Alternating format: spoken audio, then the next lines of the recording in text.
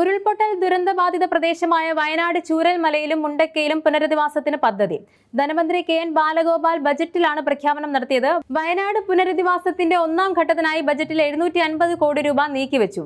2025 കേരളം സ്വാഗതം ചെയ്യുന്നത് മുണ്ടക്കൈ ചൂരൽമല ദുരിതബാധിതർക്കായുള്ള പുനരധിവാസം പ്രഖ്യാപിച്ചുകൊണ്ടാണെന്ന് മന്ത്രി പറഞ്ഞു. കേരളത്തെ സങ്കടക്കടലിലാക്കിയ അതിതീവ്ര ദുരന്തമാണ് മുണ്ടക്കൈ ചൂരൽമലയിൽ ഉണ്ടായതെന്ന് മന്ത്രി പറഞ്ഞു.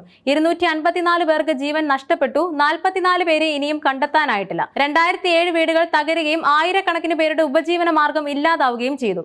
1202 കോടിയാണ് ദുരന്തം മൂലമുണ്ടായ നഷ്ടത്തിന്റെ കണക്ക്.